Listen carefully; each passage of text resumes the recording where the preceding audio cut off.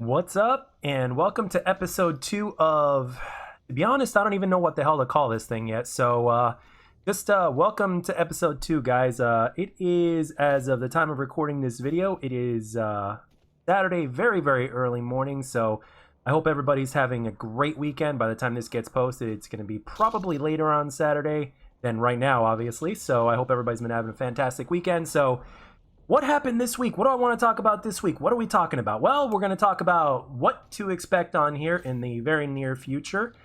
We're going to talk about Starfield delay and the Redfall delay from Microsoft and Xbox and the effects that it could have. Master Chief got laid this week. Very, very surprising, or actually maybe not yet surprising, because the Halo TV series has definitely not gone in the same direction as the lore that all Halo fans know and love. So I guess we can call it I don't know, a multiverse story or an outerverse story, and just kind of roll with it, so to speak, and just kind of enjoy the theme and the I guess adult theme version of it there, and we'll get more into that in a minute.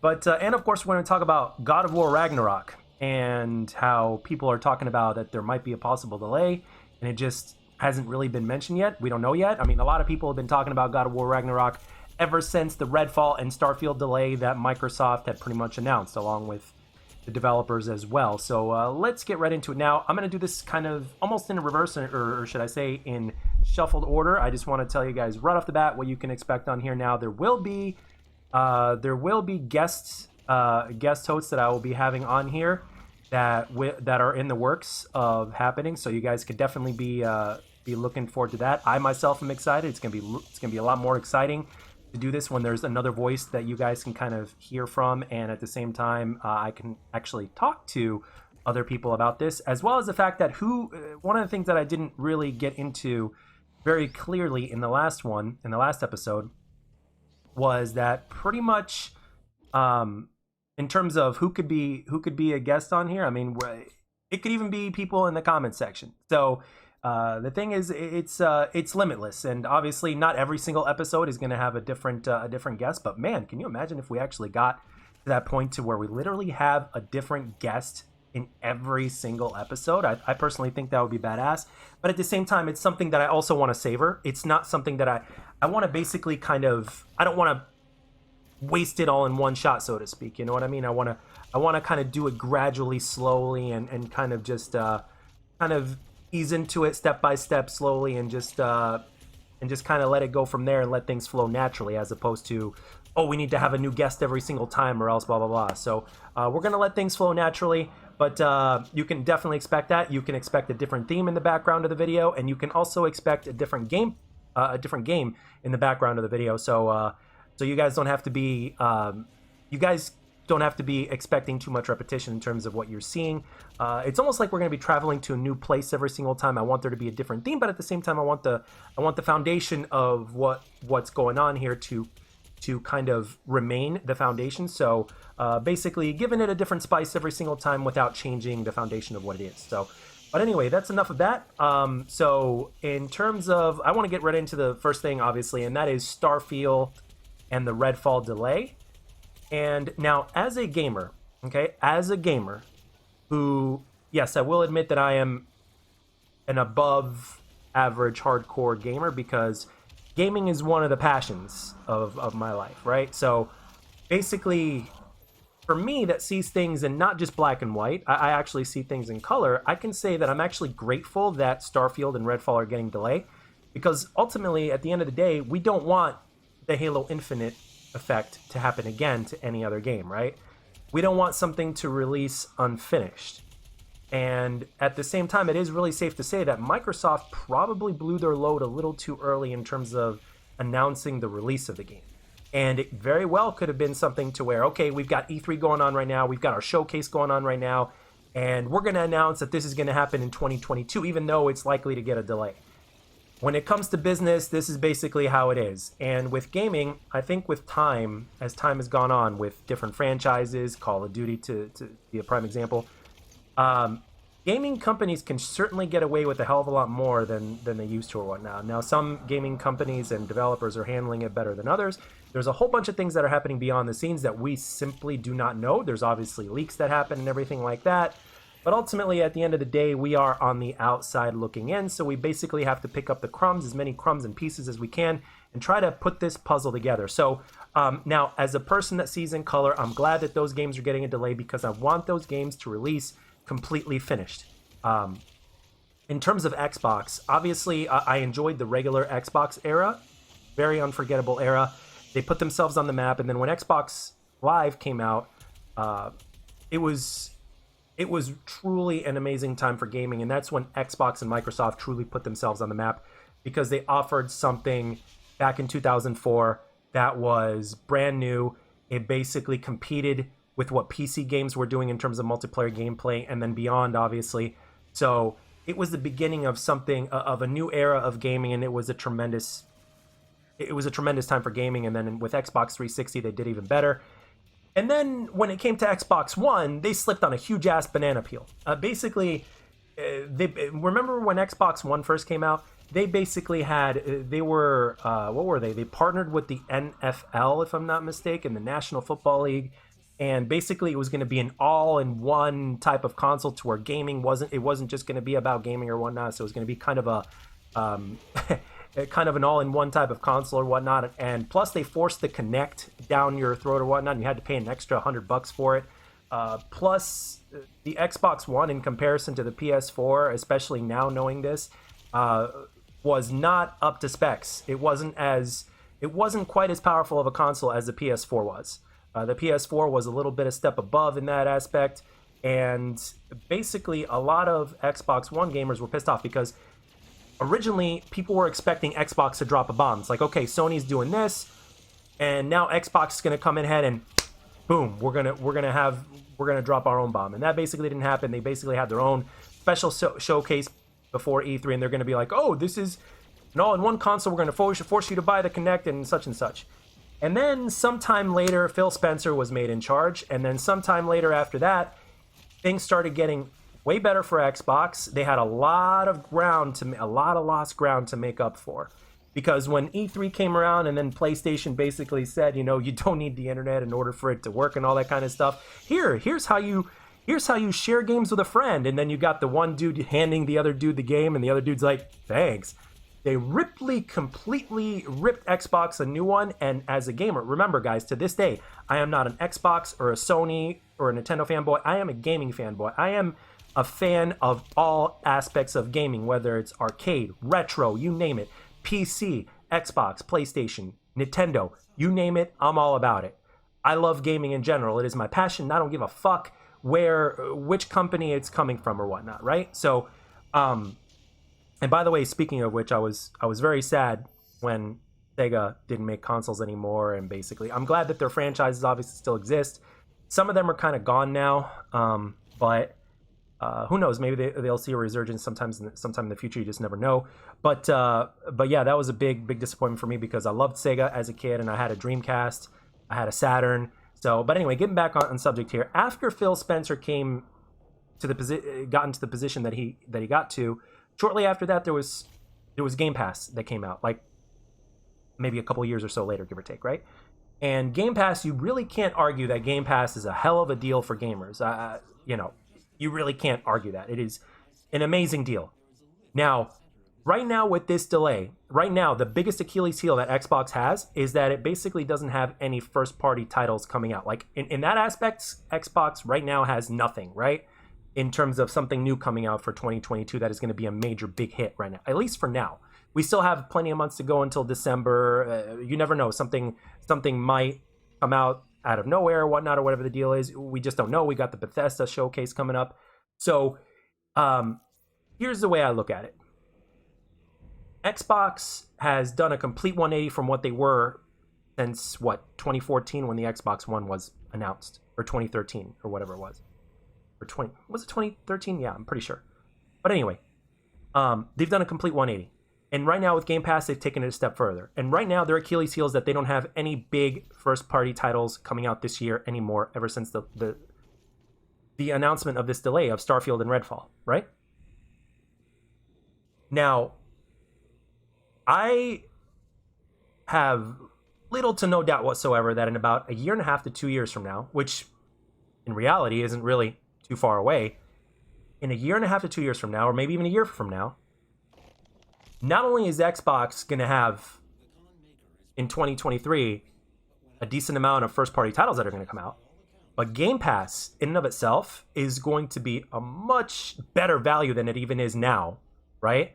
I mean, the Activision thing is going to go through, and there's going to be new games that are going to be set in motion about that, right? I mean, there's already things that are coming up in the works right now that haven't even been leaked yet and that we don't even know about yet, right? Because that's basically how it works. And that's the same thing as going for Sony, the same thing as going for Nintendo or whatnot. They're always staying ahead of the game, so that way they always have something new to present to us and all this kind of stuff. And then new leaks come out and new excitement and hype or false hype, gaming news, and around we go.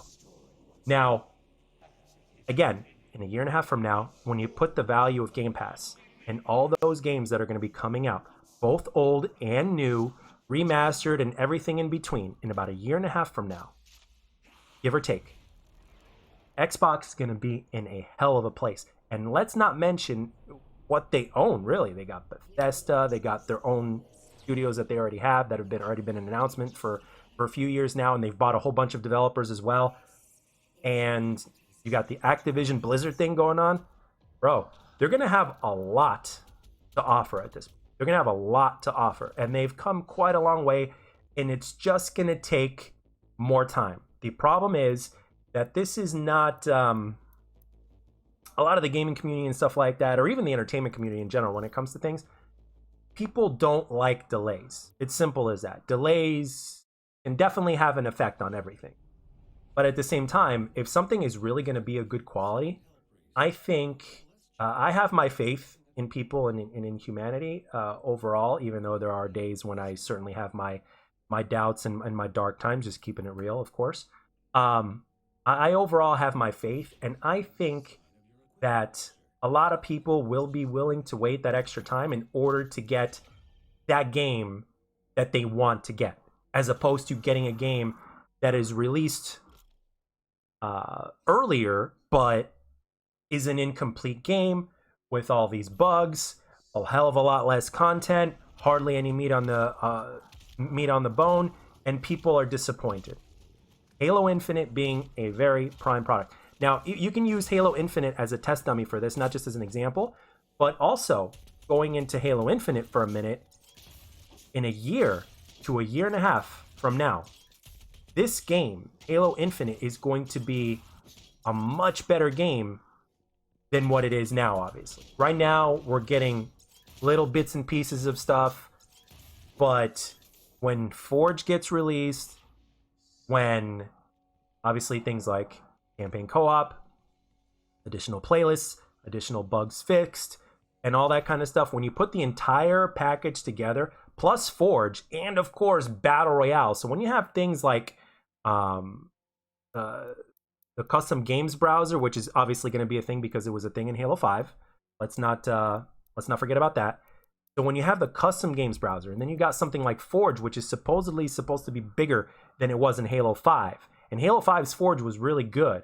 And they're making this bigger and way better and a hell of a lot more things to what you can do with this Forge in terms of creation than you could in Halo 5.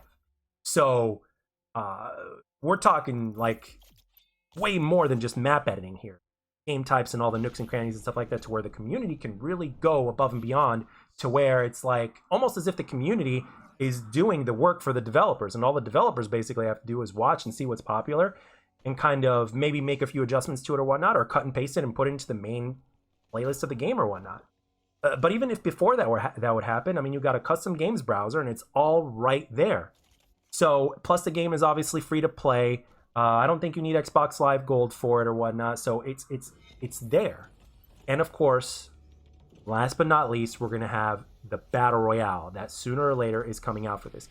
And on top of that, there's even rumors right now and leaks going on right now that they're working on another Halo game.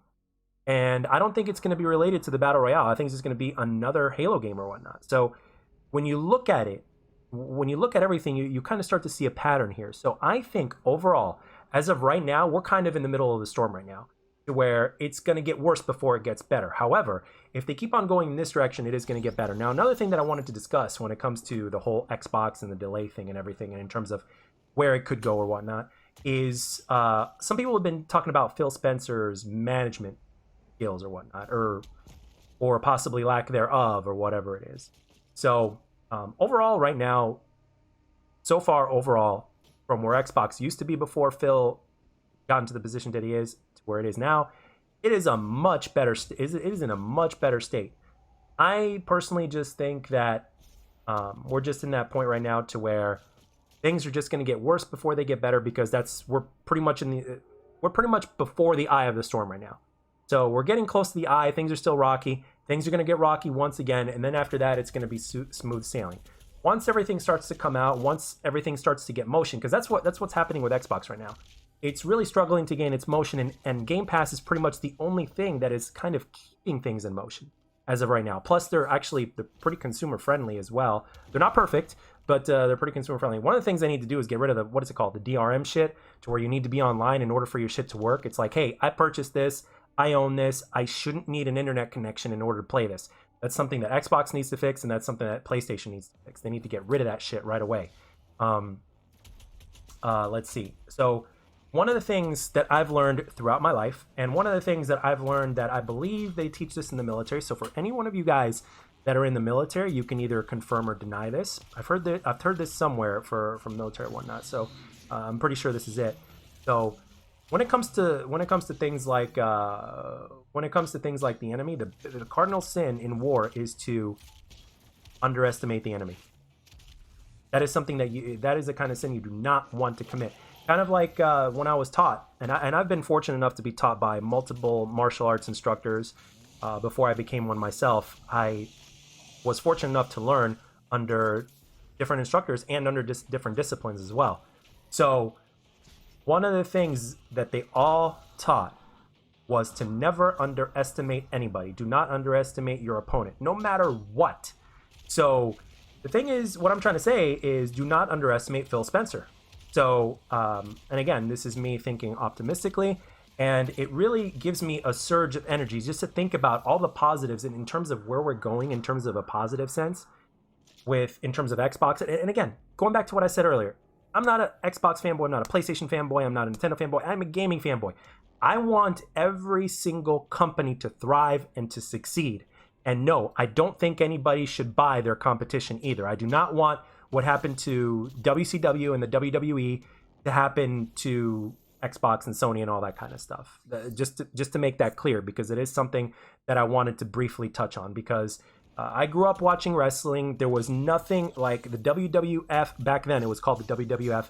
There was the WWF Attitude Era, and around the same time in the 1997 to 1998, before WCW really started going on a really big decline, they actually were for like about a year, give or take, to where Eric Bischoff and the WCW were actually beating the WWF in the Attitude Era's ratings numbers. They were doing great. WCW Monday Night Nitro was actually running for 3 hours at the time. I'll never forget it. I used to watch it with my dad.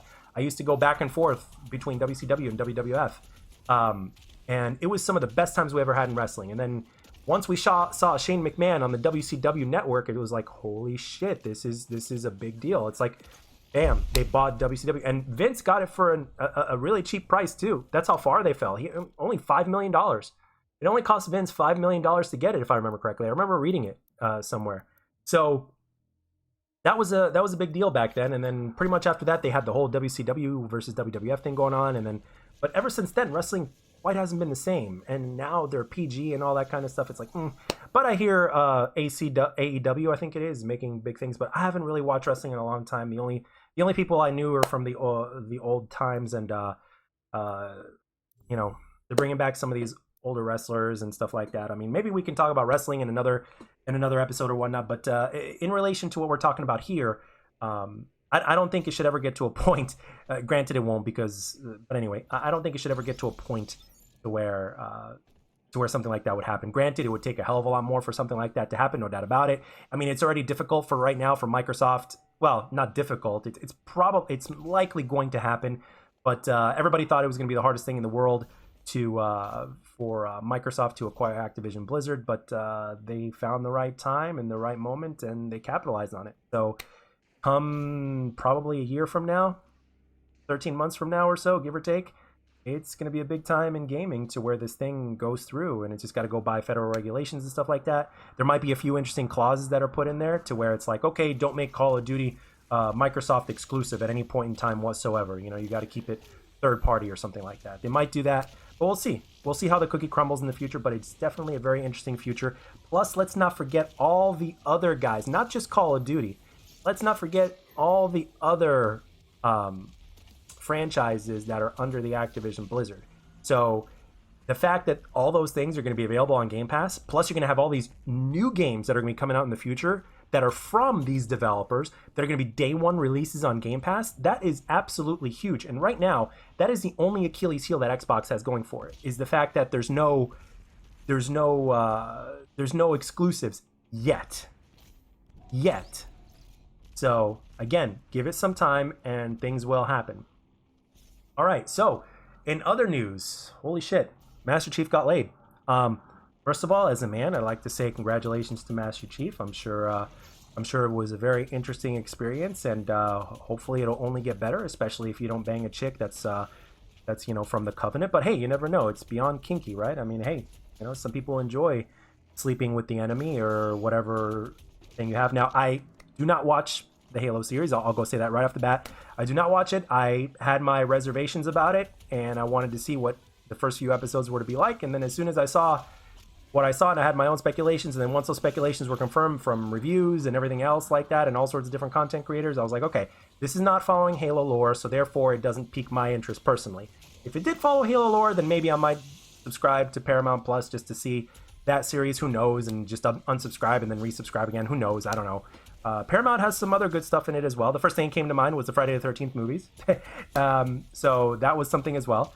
But I own all those movies, so yeah. But yeah, Master Chief got laid, and apparently Cortana was watching. I was like, damn. For a second there, you think if Master Chief were to bone anybody, it would be Cortana. I mean, lore-wise. But yeah, I very, very interesting. And a lot of people, basically, you guys remember Judge Dredd from 1995, for those of you guys that are old enough? One of the things that fans of Judge Dredd were really pissed off about that movie was that within like 10, 15 minutes of the movie, guess what? Judge Dredd took off his helmet. Obviously, we know what Sylvester Stallone looks like, so that's one thing right there. And it's another thing that, like, even in the comics, he never takes his helmet off. And that's one of the things that they did with the 2012 movie, was they kept his helmet on the entire time, and it was amazing. You never saw his face. Like, in the very beginning of the movie, you would see him putting his helmet on, but you never saw what he looked like. I mean, we all know how Carl Urban looks like, but he was putting his helmet on, but you never saw his face. And on top of that, his helmet remained on for the entirety of the rest of the movie.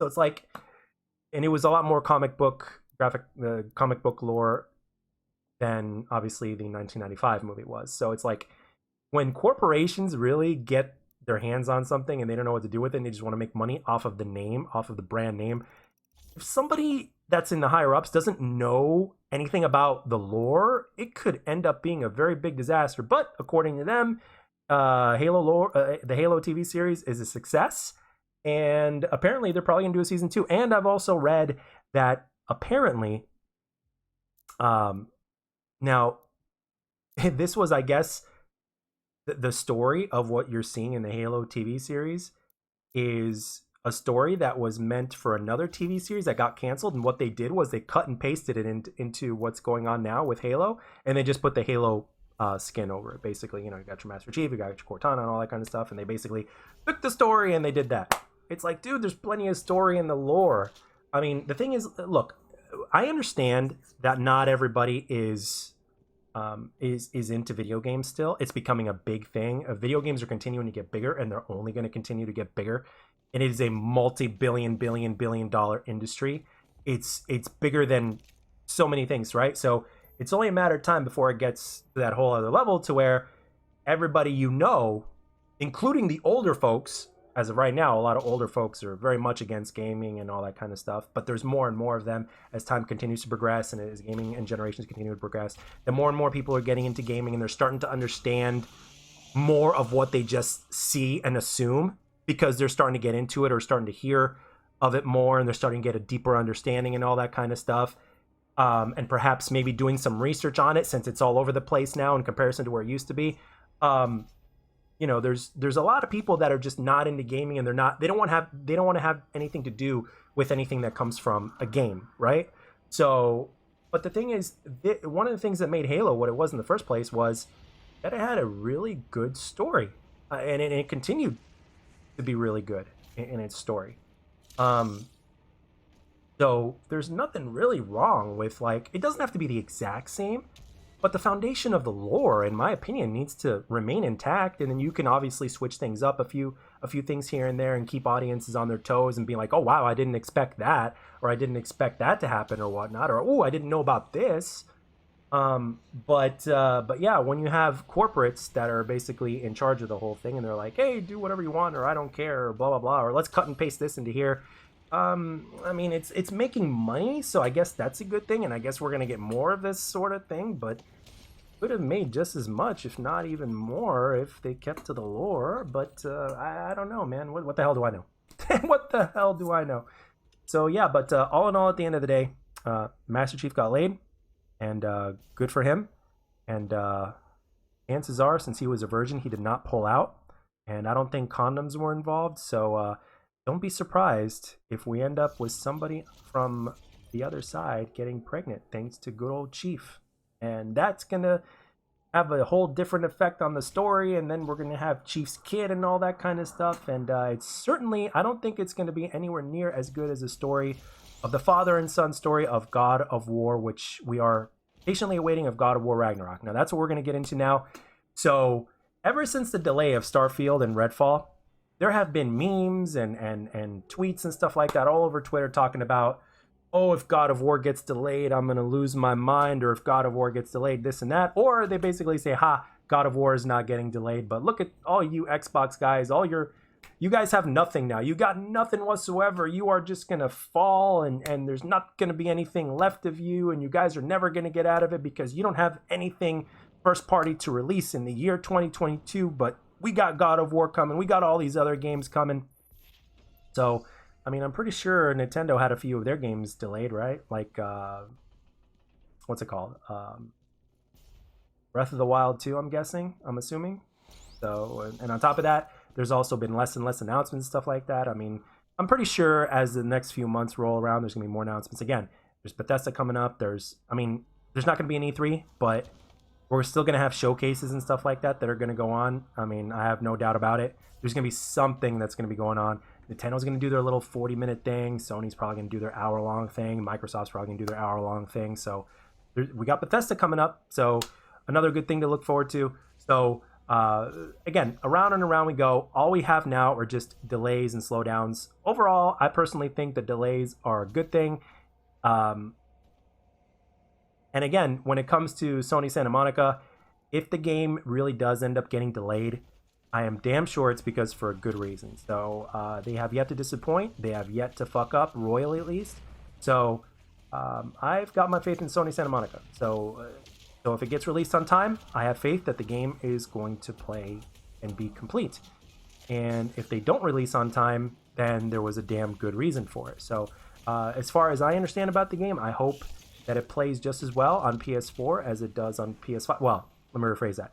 I hope it plays as well as God of War played on the PS4. Put it that way, right? So if it plays just as well, then we're good. And obviously on the PS5, it's going to play even better because the PS5 is a much more powerful system with much more capabilities in terms of frame rate, smoothness, and all that kind of stuff. So I'm sure on the PS5, God of War Ragnarok is going to look and play absolutely fabulous. And if it does release this year, I am going as far as to say that it is going to be a contender for Game of the Year along with Elden Ring. Seriously, Elden Ring. Like, Elden Ring, everything that I've seen about the game, all the gameplays, all the streams, all the videos from all these big and small content creators, and looking at everything in between and talking to people myself about it, and Half Ton Hammer even randomly texted me. And he recently got into Souls games, and he got Elden Ring, and he even told me that it may be the best game he's ever played. And he's getting his ass handed to him a lot, but he's enjoying it. And he's like, at heart he's a casual gamer. He's a lot like me, except he's a little bit different in terms of where his interests lie, in terms of what kind of game he's playing. But in terms of gaming in general, he's right there with me. We're around the same age anyway. We're like very similar in terms of everything in gaming, and I can't wait to have him on here one day, hopefully sooner rather than later. But I'm gonna let the man take his time. He's got a wife, he's got a kid, he's got other things going on, and I can't wait for you guys to be able to hear him and that way you can see what I've been trying to tell you all this time about how this man has that God-given voice and he deserves to have his own podcast or whatnot and to go from there. I know that I would watch and support it, no doubt about it, and I know some of you guys would too. But anyway, like, oh man, I lost my train of thought for a second there. But anyway, going back on topic. Oh yeah, he got into Elden Ring, right? And he's getting his ass handed to him, and he sent me a text message saying that it's one of the best games he ever played. And he's getting his ass handed to him by the game, but he's still having fun with it. He's enjoying the process. So it's like, that should be a big eye opener for like all the developers and publishers out there. It's like, hey, people can still have fun playing a game, whether it's a single player game, multiplayer game, even though they get their asses handed to them. So for things like skill-based matchmaking in Call of Duty, does that really belong in Call of Duty, especially the kind of flavor of skill-based matchmaking they're giving it to us? Why are they even calling it skill-based matchmaking? It's not. It's engagement optimization matchmaking, EOMM, or a different version of it. There's different names for it, but EOMM is what I'm going to call it. So, but yeah, great game. So you got Elden Ring, you got God of War Ragnarok for Game of the Year so far. There's going to be more, I'm sure. But honestly, I'm not going to lie. I kind of have a soft spot for Lego Star Wars, because Lego Star Wars was able to get my ass on that game for nearly 50 fucking hours on the week of its release. And and it was literally the week after I got out of the hospital when that game came out, and I had just recovered from a cold that I got from the hospital. And I played that game for 50 hours straight and working another 40 plus or whatnot. So I actually surpassed my hours of work and put that time into that game. As you know, I mean, granted, the gameplay for Lego Star Wars has gone better, but at the same time, it's Lego. But still, as a Star Wars game, it's one of the best Star Wars games ever made. KOTOR is probably the best Star Wars game ever made. Or let's put it this way: top 3, KOTOR, Jedi Fallen Order, and I'm gonna say it: Lego Star Wars, the Skywalker Saga. Seriously. That game is a lot of fun. I still haven't completed yet, and I will go back and completing it. I just have to be in the mood, and then I'll just grind for like another 50 hours, and then I'll get off of it. And this is how I am. I play what I'm in the mood for now. So, and there's more to play now than ever. So you guys can expect to see a couple of really surprising games on here in the next future episodes. I guarantee you some of these things, we're talking retro here. We're talking multitude of generation of games. So, and that's all I'm going to say. So, anyway, my next game is probably going to be one of one of my favorite games of all time. I'm going to tell you what that game is. I'm going to leave it as a surprise for the next episode. So, do I think overall if God of War Ragnarok is going to get a delay? I would say 50-50 at this point. You really can't predict it. There's still a long ways to go till we get to the end of the year. So far, Santa Monica hasn't really announced anything, and we can take that as an either-or type of thing. Kind of like the hospital. Whenever you're in the hospital, whenever they say, whenever you don't hear any news or whatnot, or there's a delay for your test results and stuff like that, don't automatically assume that it's bad news. It's like no news is good news or whatnot. So, as of right now, since we haven't been mentioned anything, then so far so good. I guess we're good so far. And if there is anything that is going to happen, it will be announced. And let's hope that one thing that gets announced is a release date, and hopefully the release date will be this year. And if it's not this year, going back to what I discussed towards the beginning of this episode, there will be no, I am willing to wait. And I know that I have faith that a lot of people would be willing to wait for us to get that beautiful, perfect ending to this Norse mythology father-son story that we had that won Game of the Year in 2018, and rightfully so. Because it would be a damn shame for that to happen to Sony Santa Monica, to be forced from, to release that game or whatnot in an incomplete state. That would be, a lot of fans would be hit in the guts with that. They would feel it in the heart, because Sony Santa Monica has been one of the best developers over the last 15 years, 20 years. So let's let's have some faith. So whether there's a delay or not, 50-50 chance. But whatever happens, whether it's delayed or not, when the game releases, I have faith that the game is going to be in its complete state and that we are going to enjoy the living shit out of it. And we're going to be talking about what happens next in terms of the Loki and Kratos and what happens and everything in between. I have no doubt that the game is going to be epic, and I have faith in Sony Santa Monica. All right. And what else did we want to discuss? Oh my goodness. Man, time flies. 35 minutes in, and that is pretty much all I wanted to discuss in this one, guys. So, well, with that being said, before leaving here today, I wanted to pass it off to you guys, and that is that what do you guys think? What do you guys think of the whole Halo TV show in terms of the direction they're going? Are you still enjoying it, despite the fact that it's not Halo lore accurate? Is it one of those things to where it's so bad that it's good? Is it one of those things to where you have to get a party with your friends and smoke a big fat one in order to enjoy and just laugh your asses off or whatnot at Master Chief's facial expressions when he takes his helmet off or whatnot, or what his favorite position is?